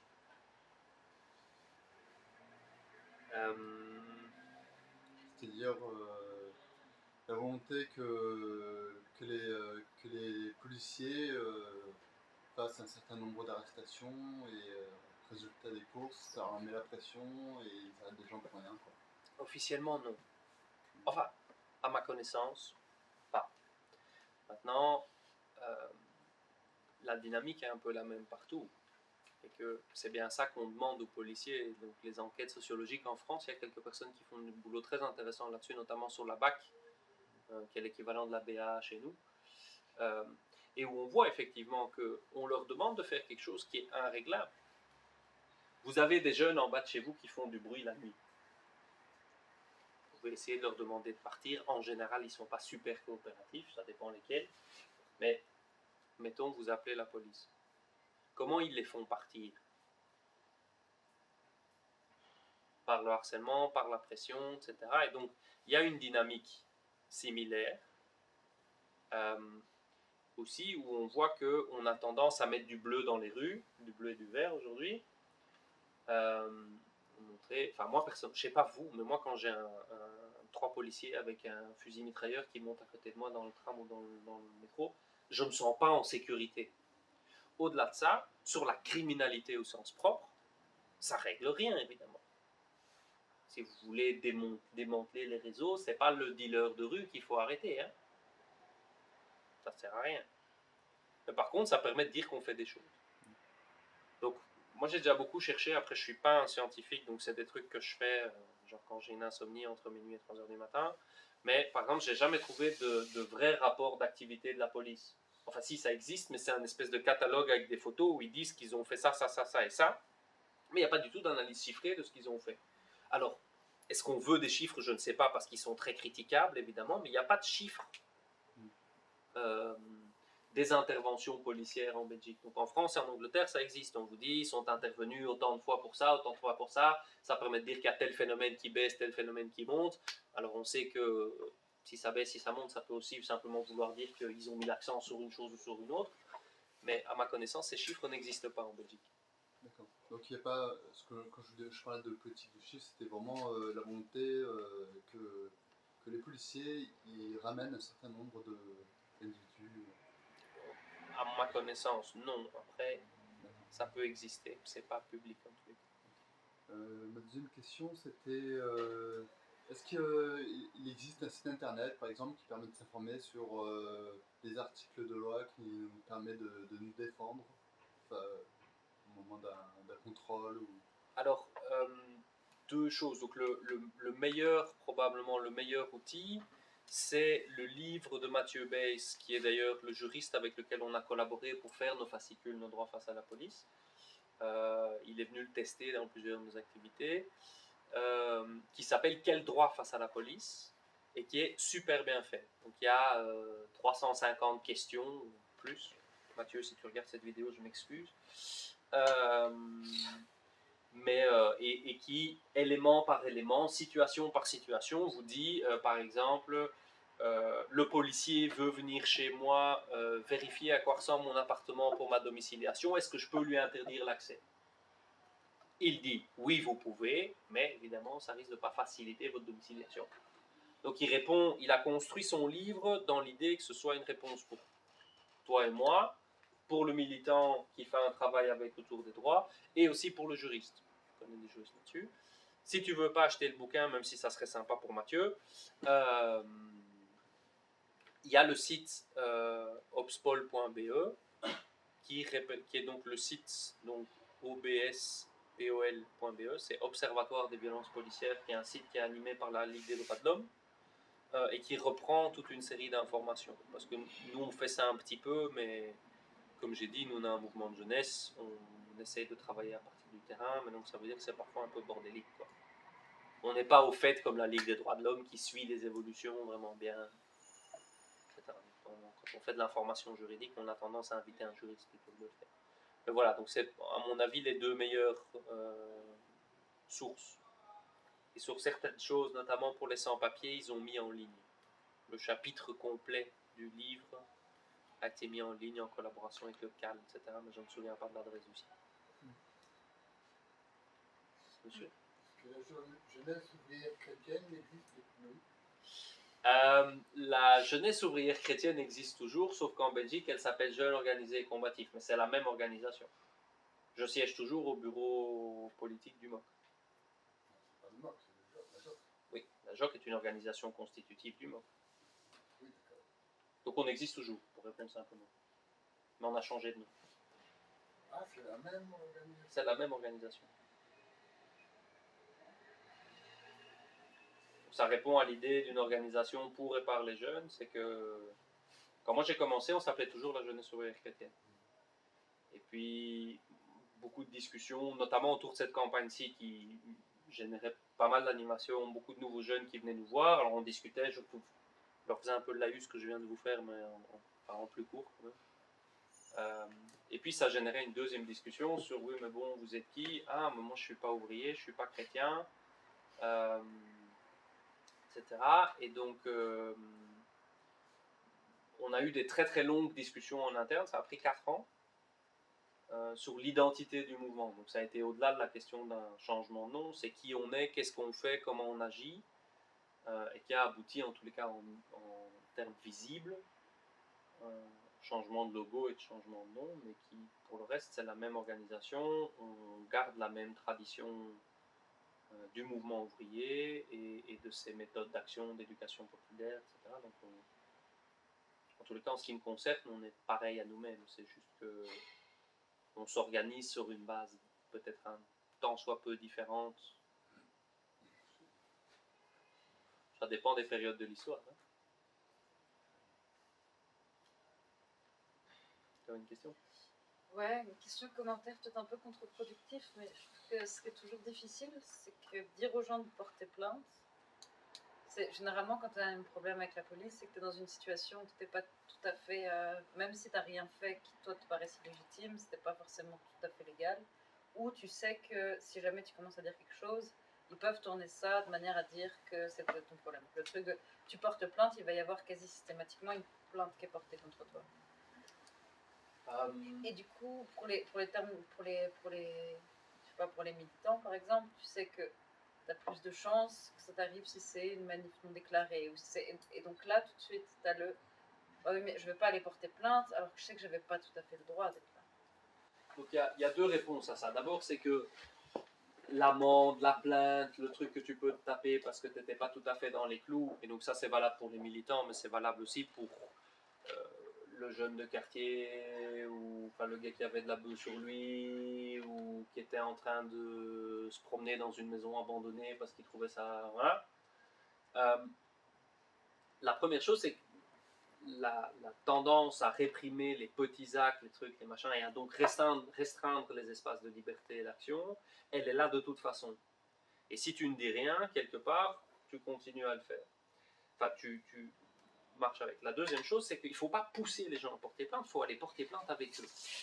C'est-à-dire que si on s'en tient à une démarche juridique, moi ne me comprenez pas de travers. Hein. Mon argument, c'est pas de dire si on porte plainte, ça va aller mieux. C'est le premier pas. Il faut encadrer les gens. Les gens qu'on emmène porter plainte, on ne leur dit pas va porter plainte et puis tire ton plan. On leur dit si tu vas porter plainte et on trouve que tu dois, c'est bien pour toute une série de raisons. D'abord parce que tu peux taper la plainte, elle peut encore arriver, et donc si tu vas porter plainte après, c'est évidemment toi qui portes plainte pour violence parce qu'on te poursuit. La deuxième chose, c'est qu'il y a un argument politique. Si tu veux que ça cesse, il faut dire quelque chose. La troisième chose, c'est que tu es parti pour 4 ans, tu vas subir des pressions, et ça ne peut fonctionner que si tu crées une dynamique collective autour de ta plainte. C'est-à-dire avec d'autres victimes, mais surtout de rassembler des gens autour de toi. Et d'où l'argument du comité de quartier. Parce que quand on dit comité de quartier, il y a des gens qui entendent qu'on veut organiser des bandes qui veulent chasser du flic. C'est pas ça qu'on a dit. Ce qu'on a dit, c'est qu'est-ce que tu fais quand tu t'es fait taper dessus? Et encore, les militants, ils ont accès à un milieu, ils ont accès à un réseau. Les habitants, monsieur et madame tout le monde, qui n'est pas en contact avec la Ligue des droits de l'homme, qui sait vaguement que ça existe, etc., ils le font simplement pas. Donc c'est d'avoir des gens qui se disent, ben voilà, nous, on prend la plainte, on la répertorie d'abord. Ça, c'est l'idée d'Obspol. Si vous allez voir sur Obspol, c'est pas si simple à remplir. Ils ont fait un travail sérieux, donc c'est vraiment c'est l'idée, c'est pour exploiter les données. Donc il faut s'asseoir avec les gens, il faut prendre le temps de remplir avec eux. Ça prend du temps aussi. Trouver les témoins, prendre leur déposition, faire une photocopie de leur carte d'identité, prendre leur numéro de téléphone pour être sûr de pouvoir les joindre, faire des appels à témoins, enfin bref, aller porter plainte au tribunal, trouver un avocat qui est un bon avocat, un avocat qui est militant, qui va bien vouloir venir au souper spaghetti de solidarité pour payer les frais de justice, pour expliquer le cas, etc. Machin. Tout ça n'est pas super compliqué en soi, mais c'est quelque chose qui s'apprend, et ça peut fonctionner que si on a des gens qui organisent. Si on veut une vraie manif du 15 mars à laquelle toutes les victimes viennent, auquel tous les gens qui disent il y a un problème viennent, ben, il faut qu'on ait des gens partout dans chaque quartier qui parlent, qui font du porte-à-porte, qui sont au marché, qui tractent, qui expliquent les droits, qui font des soirées Tupperware, tes droits face à la police, enfin bref, c'est ça qu'il faut faire. Enfin, qu'il faut faire. C'est ça que nous on pense qu'il faut faire. Après, on n'est pas, nous, on est, enfin, le temps des jeunesses ouvrières chrétiennes qui font leur congrès au stade du Heysel, pour le moment, il est révolu. Donc, nous, ce qu'on fait, le message, c'est organise-toi. On n'a pas besoin que vous le fassiez avec un drapeau joc. C'est de dire, si on veut recréer une structure qui soit capable de répondre aux enjeux auxquels la population fait face, ça doit partir de la réalité. La réalité, c'est j'ai pris des coups sur la figure et je ne sais pas quoi faire. Ben, la première chose, c'est que tu vas chez le médecin, tu fais constater. C'est pas grave si on voit rien. Tu demandes à ton médecin éventuellement de te faire un certificat médical qui répertorie tes blessures, mais qui aussi dit que le médecin, s'il est d'accord, il ne faut pas qu'il mente, mais qui dit qu'il voit que les blessures que vous avez correspondent à l'histoire que vous racontez. C'est-à-dire de construire des preuves, de former les gens à l'utilisation, à filmer face à la police. Vous pouvez filmer. Comment vous évitez que la situation dégénère? qu'est-ce que vous pouvez faire quand vous voyez quelqu'un se faire tabasser, etc., etc., etc. Alors, on n'a pas toujours la solution à ces questions, mais on la cherche et on essaye surtout de dire, essayons de travailler l'idée de comment on peut construire des démarches collectives qui vont à contresens de la dynamique que la répression construit dans la société.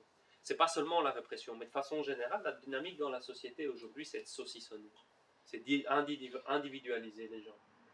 Et ça, c'est très très visible dans la dynamique répressive, c'est que vous êtes tout seul.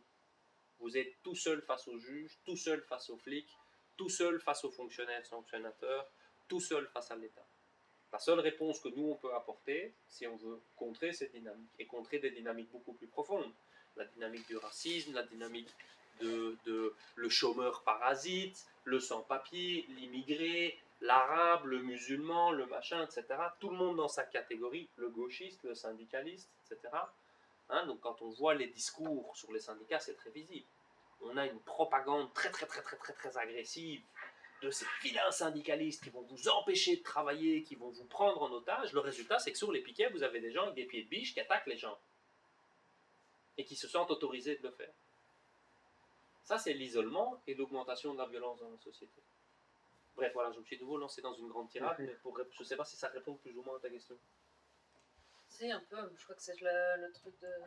Surtout de pouvoir dire que c'est un acte militant aussi d'aller jusqu'à la police et de pas avoir juste cette réaction un peu instinctive. De toute façon, la police, de base, j'ai pas envie de les voir. C'est-à-dire, bah oui, mais ça fait partie, si t'étais là, si t'as voulu aller jusque-là, ça fait partie du processus d'aller voir la police. Et de ne pas le faire et de seul. s'entourer, et voilà, de se dire que c'est collectif. Dans les cas militants, c'est d'autant plus fort, c'est qu'en général, vous n'êtes pas arrêté seul. Et donc, il faut essayer de construire la dynamique avec les gens. Vous faites arrêter à 300, il faut faire une procédure à 300. En général, on ne pas de 300, mais si tu peux en avoir déjà 100, 150. Est-ce que tu peux dire un mot plus sur l'arrestation préventive? Parce que ça fait penser du coup à l'incitation indirecte au terrorisme, à tout ce qui est... c'est une loi de 2013. Alors, tu parlais d'incitation au terrorisme, non, apparemment il y a incitation indirecte au terrorisme. Autrement dit, c'est plus ce que tu penses ou ce que tu fais, mais c'est ton comportement qui... Un peu comme ce que tu décrivais. Tu fais complètement penser à Minority Report, quoi. Enfin, c'est complètement ce film-là. Et je connaissais pas l'arrestation préventive. Dans quel cas tu peux te faire arrêter Jamais, ça n'existe pas. D'abord, de nouveau, les juristes seront plus à même de répondre en finesse à ta question, mais en soi, la notion de t'arrêter avant que tu commettes un délit n'existe pas, mais en Belgique, on a deux types d'arrestation. On a l'arrestation judiciaire, on t'inculpe de quelque chose, et l'arrestation administrative. L'arrestation administrative, c'est pour trouble à l'ordre public, voire, et donc ça c'est le contrôle d'identité, c'est que le policier peut te contrôler s'il pense que tu vas commettre un crime. Et donc, un crime, un délit, enfin, je ne suis pas juriste, je ne fais pas la différence. Mais donc, en théorie, on ne peut pas. Ce qu'on a fait, et les camarades du No Border ont gagné leur procès là-dessus. Ce qu'on a fait aux gens du No Border, c'est illégal. Mais le truc, c'est qu'ils les ont a priori pas poursuivis. Ils les ont arrêtés en disant qu'ils troublaient l'ordre public. Et donc ça, c'est une arrestation administrative. Une arrestation administrative. Et donc le truc, c'est que l'arrestation administrative, elle a du bon. Bien sûr, on joue sur les mots. Hein, okay. Elle a du bon parce que quand on fait une action de désobéissance civile, un truc comme ça, bah, au bout du compte, ça engage à rien. Enfin, on se fait arrêter, on passe 12 heures au trou, c'est chiant, on sort à 2 heures du matin, ils vous déposent, je sais pas où. Enfin bref, c'est pas gai. On reçoit une gaufre et une bouteille d'eau. Quoique parfois elles sont périmées ou ils en ont plus. Mais de l'autre côté, ça leur permet aussi évidemment de vous arrêter un petit peu souvent. Enfin, quand tu vas dans un pays comme l'Angleterre, par exemple, l'arrestation, même en fait de prendre ton identité, donc ça c'est le côté liberté individuelle à l'anglaise, c'est déjà un acte relativement lourd. Ils doivent pouvoir le justifier. L'arrestation administrative trouble à l'ordre public. Je veux dire, c'est un concept relativement vague. Je suis sûr que les juristes ont une définition plus... Mais dans l'absolu, troubler l'ordre public, c'est sortir d'ici et parler trop fort. Hein.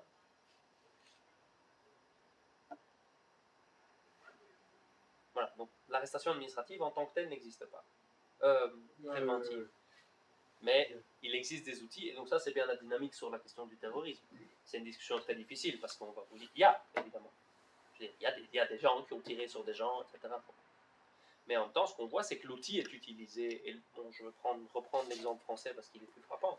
L'état d'urgence en France a permis d'assigner à résidence des militants écologistes. Décréter l'état d'urgence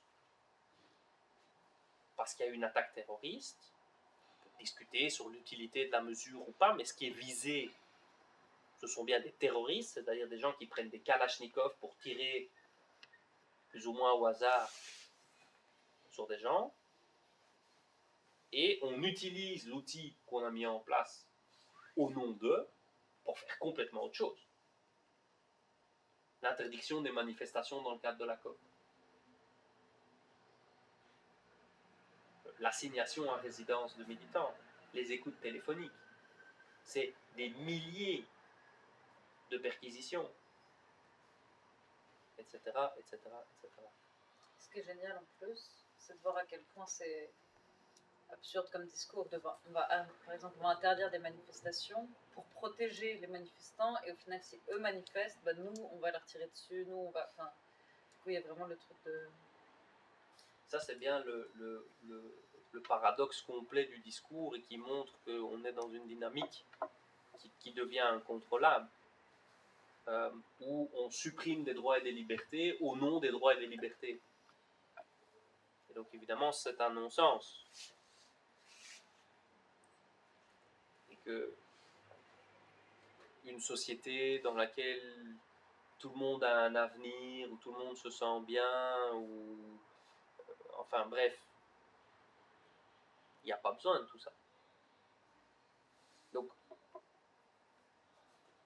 la question c'est, et donc ça c'est bien l'argument du tout sécuritaire, c'est qu'aujourd'hui, regardez bien, hein, et que ça soit d'ailleurs, le PS faisait la même chose, hein, donc c'est pas une question de gouvernement de droite, ils sont plus agressifs, mais c'est que la notion de sécuritaire prend la place de la question sociale. Sur les migrants, c'est très visible, sur les réfugiés.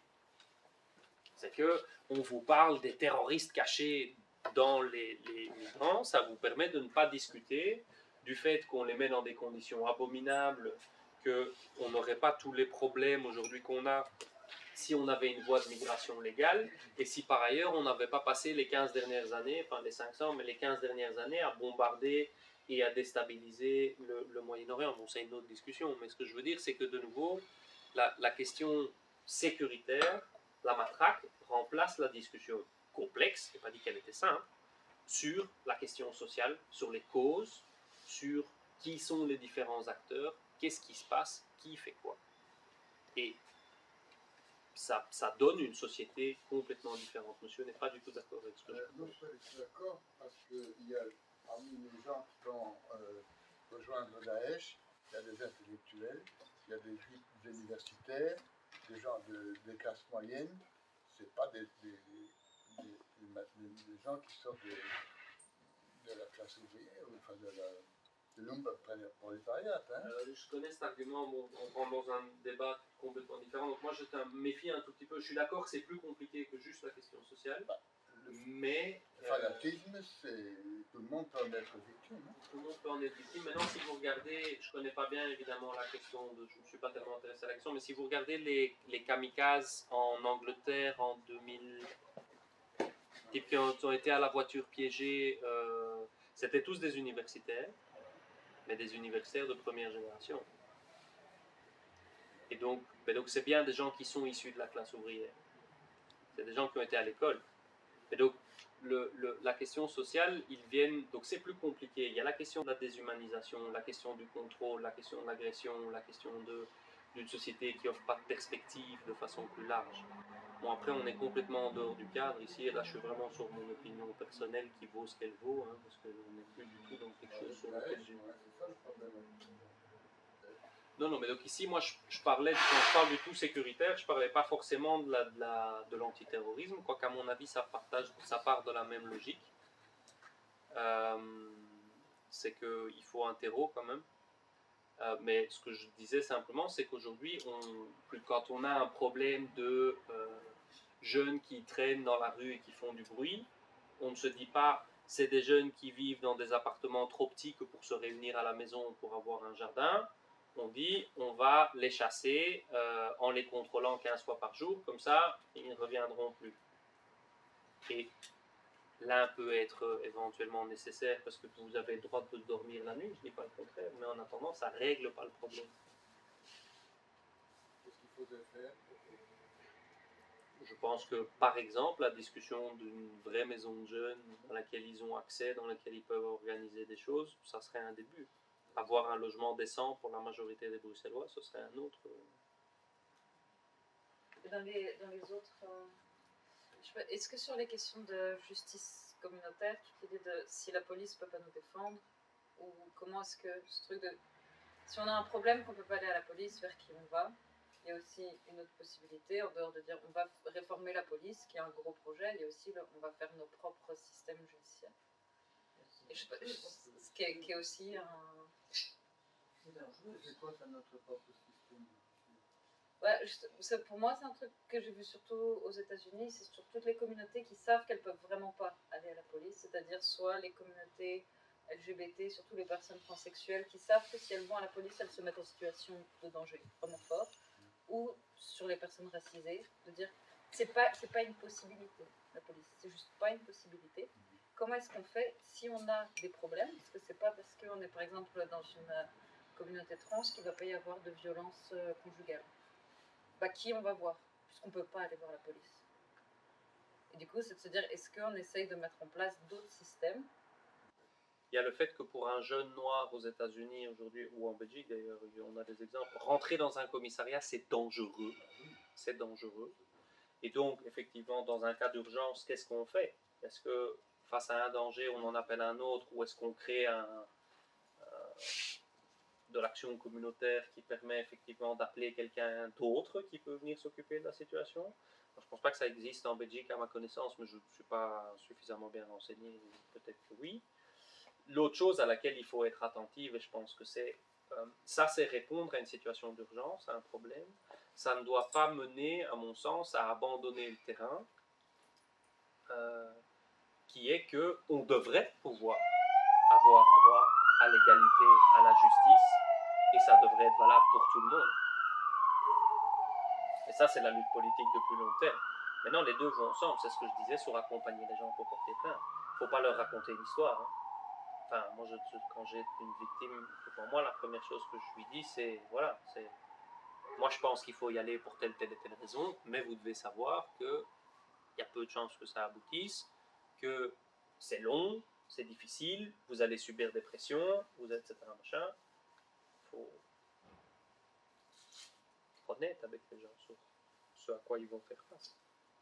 Mais pour le coup, et parce que Anne, je t'entendais un peu qui disait, je crois que j'ai entendu, c'est dangereux de se dire oui, faire peut-être des sous-groupes. Je pensais à ces choses comme il y a en Angleterre, en Irlande par exemple, les Community Watch. Je trouve que ça c'est dangereux aussi parce que ça appelle finalement tout le quartier à tout le temps regarder qu'est-ce qui se passe, qu'est-ce qui pourrait se passer, etc. Et à faire des quartiers qui soupçonnent tout et tout le monde. Et je trouve que c'est dangereux aussi de dire que tout le monde doit contrôler tout le monde. Ouais, je suis complètement d'accord. Il y a un point que je trouve intéressant, c'est le fait de se dire, dans le fait que ce soit communautaire, c'est qu'il n'y a pas seulement la victime et l'agresseur, et il y a aussi la responsabilité de la collectivité qui était autour. Et du coup, c'est comment est-ce qui rejoint un peu le truc de, voilà, s'il y a qu'il y a une situation dans laquelle ça s'est fait, et du coup, pour pouvoir l'analyser, c'est souvent les personnes qui la constituent. Oui, mais j'ai l'impression que c'est Community Watch, c'est plus surveiller votre quartier. Si vous voyez une voiture qui est étrangère, signalez-le. Et donc ça, c'est le community policing. Ça, c'est pas du tout la même chose. C'est ce qu'on met en avant aujourd'hui, qui est de dire, puisqu'on fait d'une part une police militarisée, je caricature, hein, mais une police militarisée en gilet pare-balles surarmée dans une voiture blindée, entre guillemets, ça veut dire que l'agent 212, hein, qui fait le tour du bloc toute la journée, qui se promène dans le quartier, qui sait ce qui s'y passe, etc., que celui-là, entre guillemets, on ne sait plus le payer. Parce que, d'une part, acheter des voitures blindées, des gilets pare-balles et des fusils mitrailleurs, ça coûte cher. Et d'autre part, parce que l'austérité touche aussi les services de police. Beaucoup moins. On vient de remettre 400 millions sur la table là, récemment. Mais elle les touche. Et donc, qu'est-ce qu'on dit? C'est que, alors, on va en fait demander aux citoyens, effectivement, mais on ne va pas leur demander de gérer de façon démocratique la question des urgences pour la communauté. On ne leur demande pas, si vous voyez votre voisin se faire casser la gueule, intervenez, aidez-le parce que vous connaissez la situation, que vous avez réfléchi collectivement à comment on fait.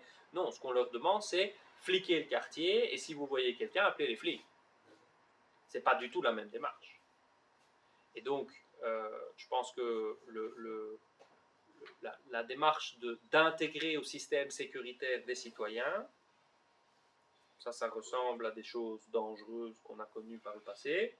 Et l'autre chose, c'est de dire, puisque le système ne répond pas à nos besoins, en attendant d'obtenir dans la lutte politique quelque chose qui peut être long à obtenir, on va chercher collectivement, démocratiquement, sur base des personnes qui le vivent et qui le connaissent, d'y répondre.